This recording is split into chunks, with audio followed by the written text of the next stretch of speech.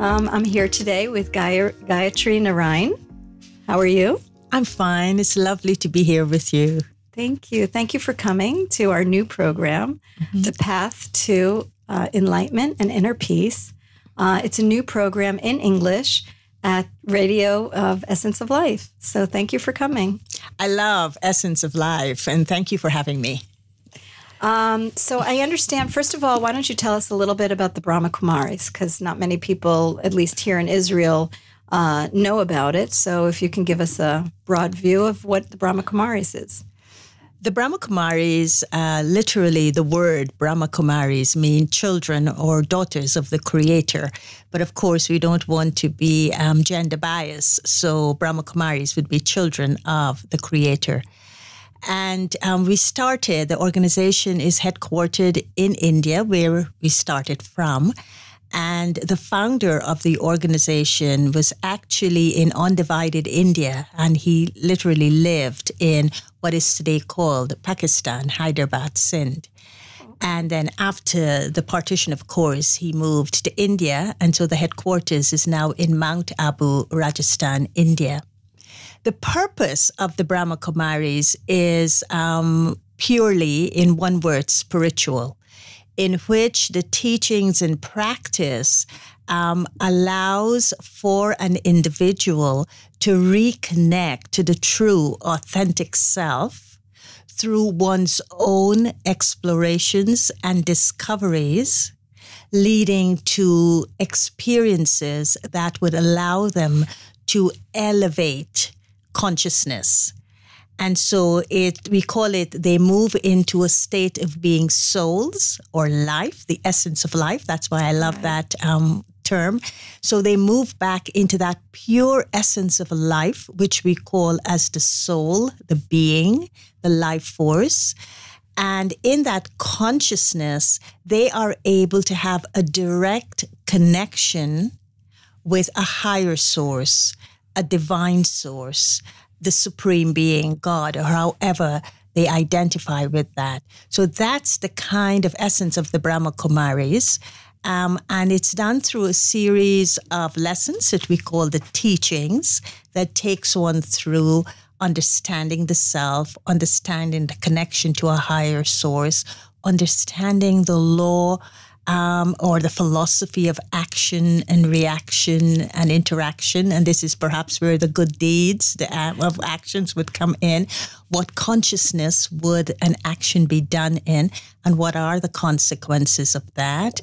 It also talks a lot about relationships with oneself, with God, and with my fellow human beings.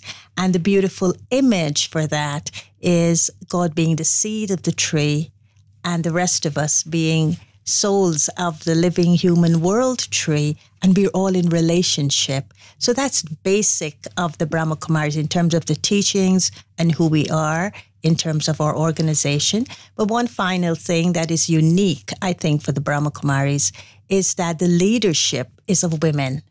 Because one of the things that the founding father, who is called Brahma, and we call him Brahma Baba, he had a series of revelations at the very beginning. And through the revelations, one of the directives that was received was to encourage and put women at the helm of spiritual leadership in the world. And so our administrative heads and our leadership, spiritual leadership, is of women. That's wonderful.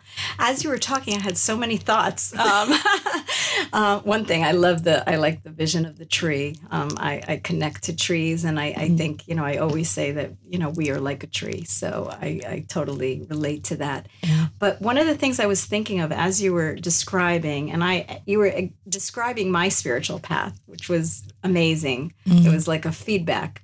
But there's one thing I wanted to ask you. I always thought, many, many, many years ago, that it was to really reach a consciousness, a higher consciousness, and live that higher consciousness. Whereas today, I see it a little bit differently. I see it as bringing that consciousness into our body and actually living here in this body, our soul. What do you think about that? I think that's very important because I think both are needed.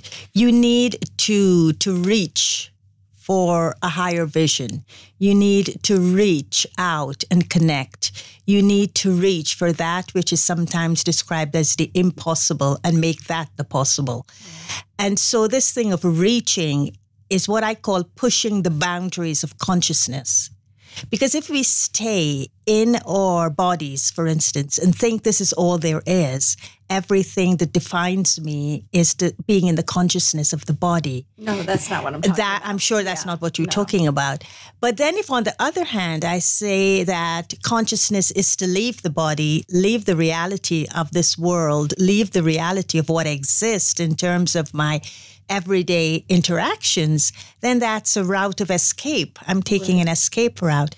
But I have to integrate. I have to be balanced. Exactly. And most importantly, I have to embody. So this word embodying is a fascinating term because before, you would hear about the sages and saints and, the most exalted ones and the most elevated ones going and merging into the light and leaving their homes and leaving the reality of life as we live it on an everyday basis.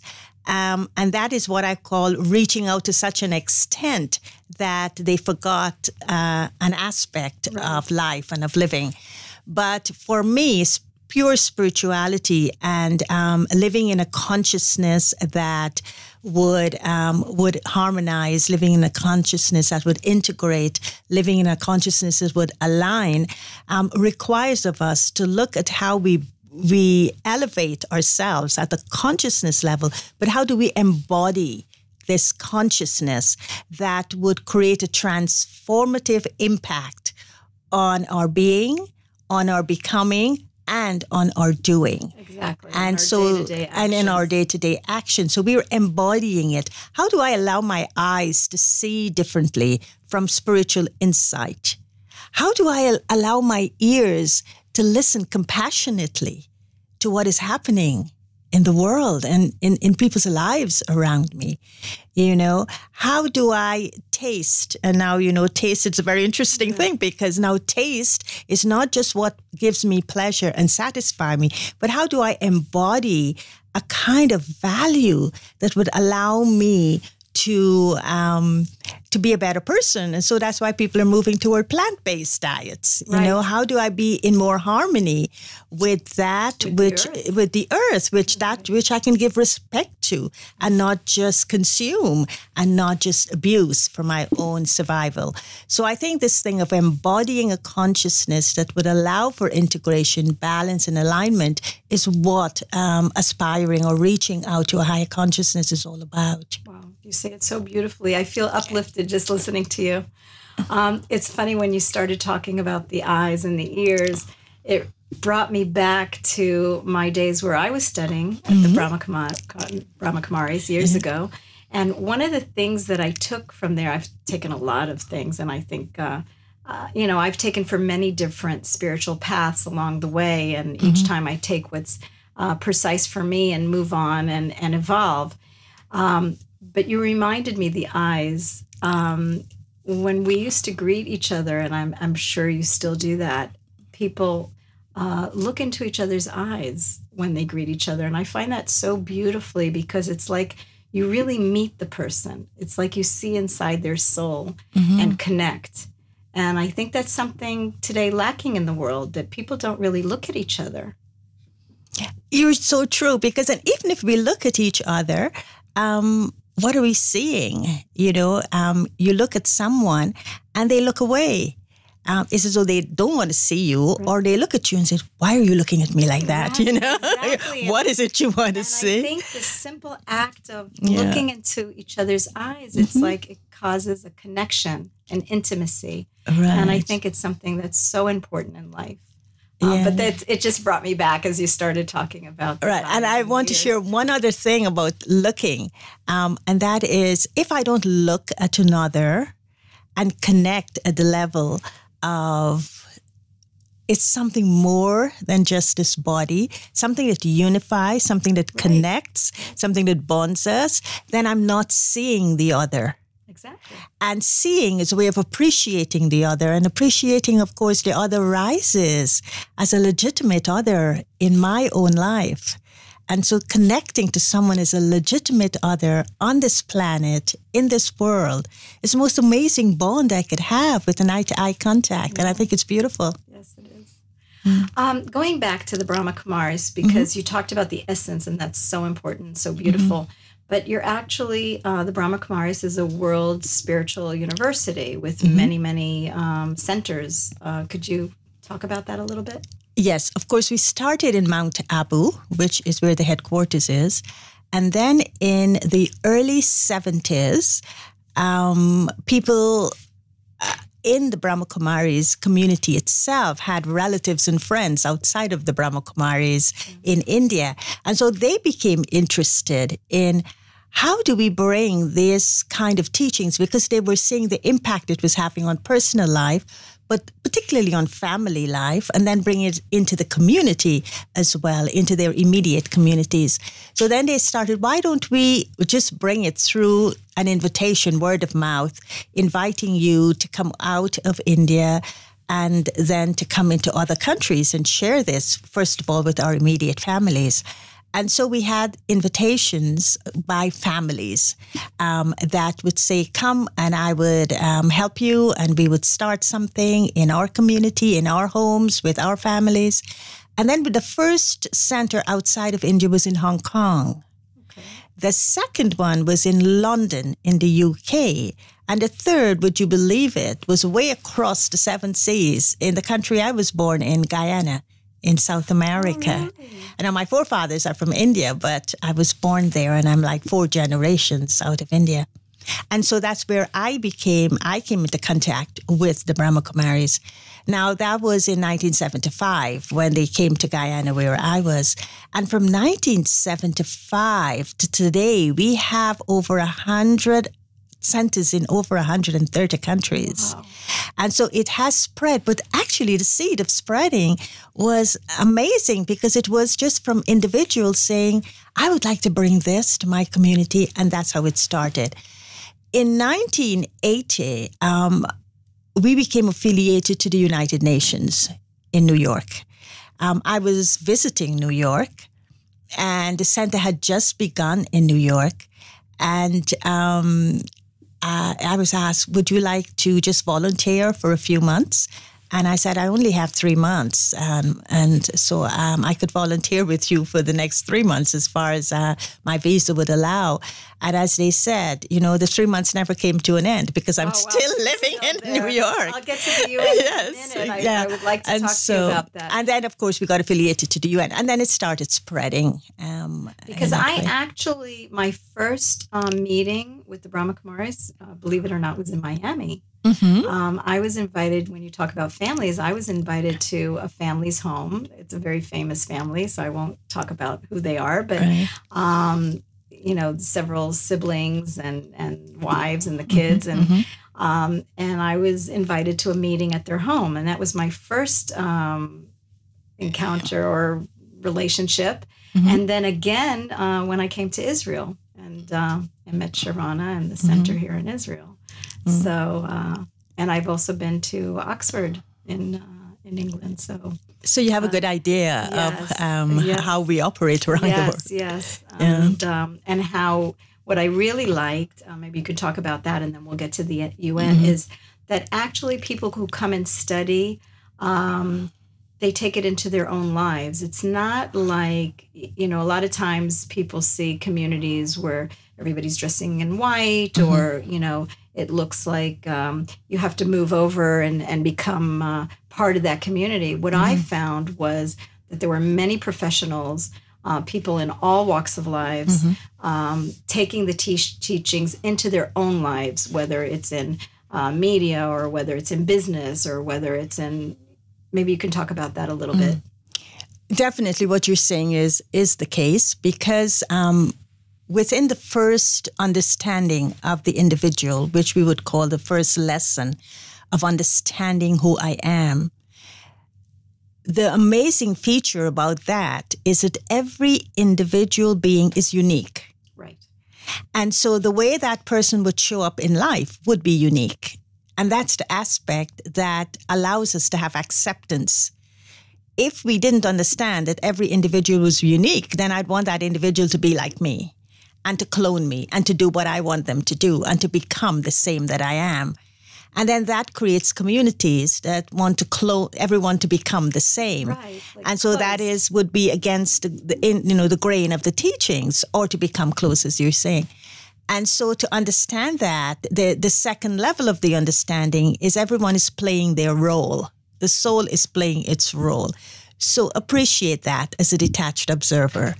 And try not to control it. But if you're a parent, you'll try to facilitate the growth of the child. But the child has to flourish in their own unique personality, as it were. It sounds like you're talking about essence of life. Yes, that is the essence of life. I mean, that's universally. Our organization, the essence of life, says exactly the same thing. And so as the individual comes, and it's very much an individual kind of connection to the teachings first, and then you would bring it into your family, but you would bring it with the principles, not to drop the control factor, to drop the wanting to others to be the same, the sameness factor, to drop the us and them factor. We belong to a certain clan and we're different from others, but to look for connections, to look for that which would open wider horizons in seeing people's lives, and to look for that which connects. So all of that is within the understanding of the self, bringing it into the family and then bringing it into the community. So understanding the soul is then, understanding the role. But how do I then connect the soul to the role? Usually we try to take the role that the person is playing and then identify the soul on the basis of the role, and then we limit. Right. We kind of create clusters and clans and stuff like that. But then if I connect the soul, the essence of life, to the role that is being played, then there's a universality that is being experienced. And then there is allow everyone to be themselves, allow them to be who they are, allow them to show their unique nature and their unique being to the world. And so I think that even though we do have people coming to the centers, even if you go to the headquarters, for instance, right, you would see people showing up in different colors, but by the third day, they're all in white. And then you'll say, but we didn't ask you to wear white. Oh, but I think it's the climate of the culture here. And I think it's nice to do that. But it's their choice. They would do it on the basis of choice. And then they would leave again and into their colored clothes and back into their world. I think it's also a matter of respect. For instance, I got up this morning and I said, what do I feel like wearing? And I knew you were coming in white and I felt like wearing white. It's not because, I have to wear white because you're wearing white, because I wear every single color. But I think it's like celebrating with who you're meeting with. In other words, like when I would go to somewhere religious, and I would dress appropriately. I think it's a matter of respect as well. And choice. And choice, and that's the deepest form of respect, when I take my choices or make my choices on the basis of a respect that I feel. Exactly. Yeah, so that's how we are in that way. And so we allow people to embody, I come back to that word embody, to embody the truth of their authentic self as spiritual beings while living their lives in the way they're most comfortable living their lives. So the teachings, is it through meditation? The teachings were revealed knowledge that our founder had. And so there's as I said, there are lessons that embody the teachings. But the teachings are going to remain as teachings, a theoretical framework, if I don't do the meditation part of it. So the meditation part of it allows me to bring the teaching to the level of experience. And then we use the word inculcate, to allow the experience to mold and shape my being in a way that reconnects me to really who I am. My true self. And then to allow that to get manifested through my awareness, my attitude, my behavior, my inside vision, my perception, and then into my action. So let's go back to the UN. You are a representative. What does that mean?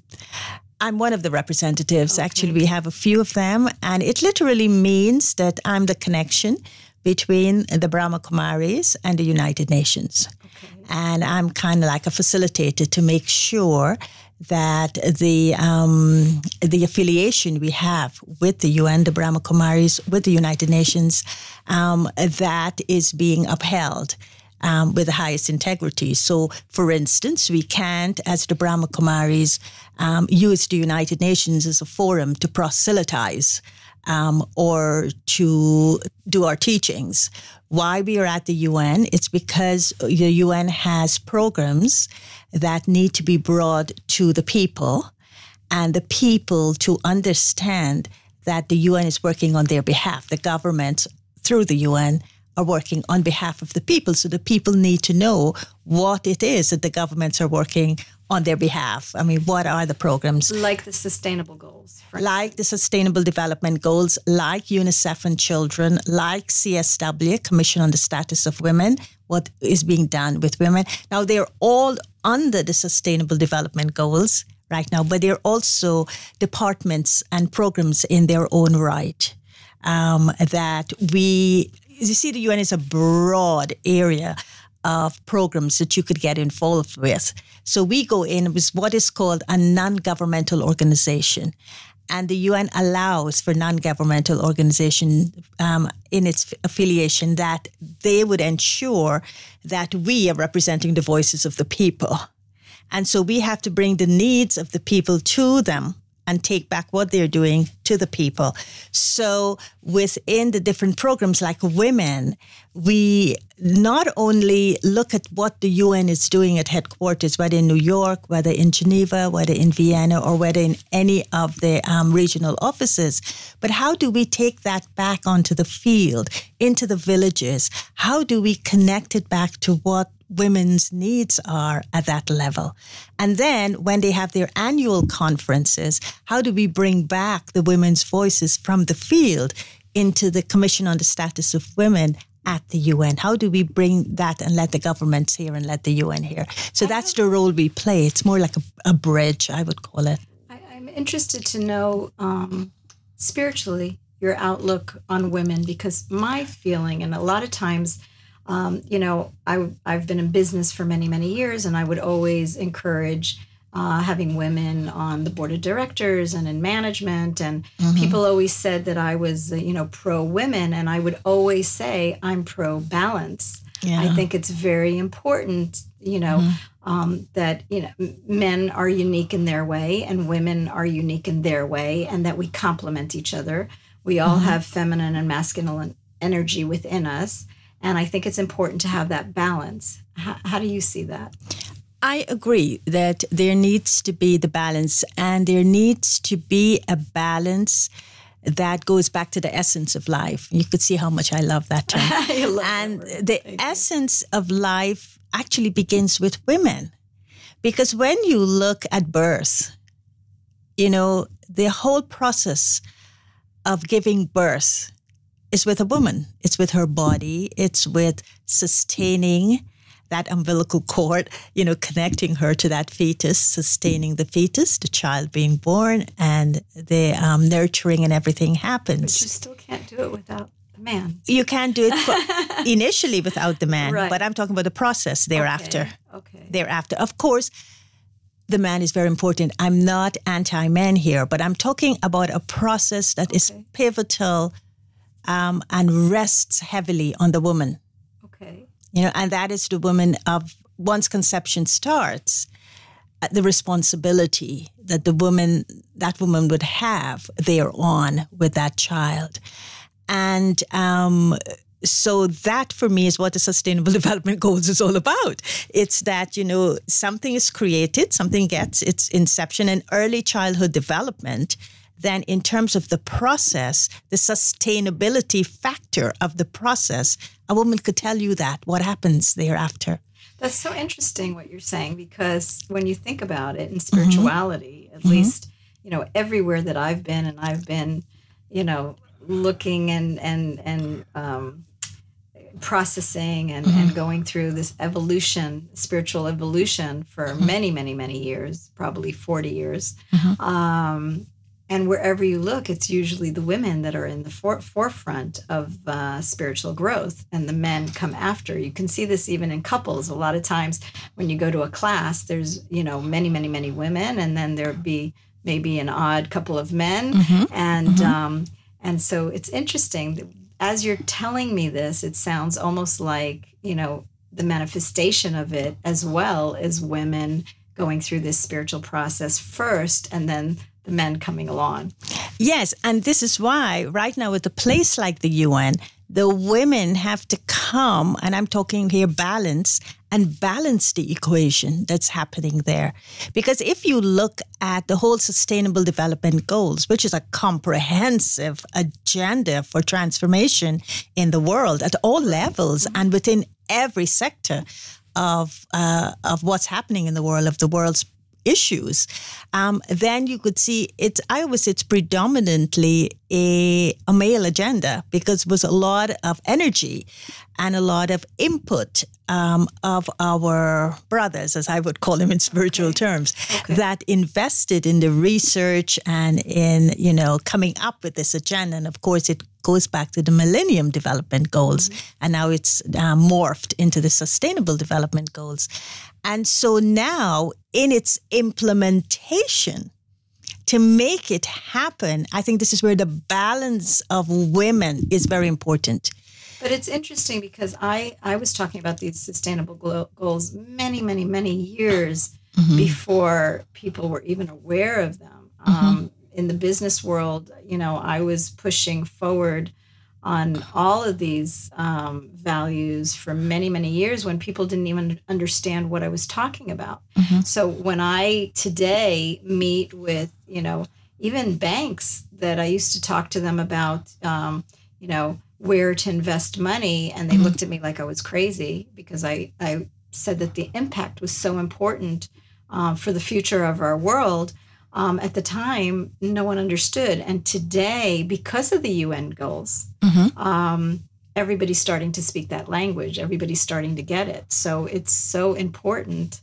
And I'm so glad that people like you are there, pushing and making sure that these things happen. Yeah, but not to de-emphasize your input, Shari, in what you have done in the past, because I think this is what spirituality is all about.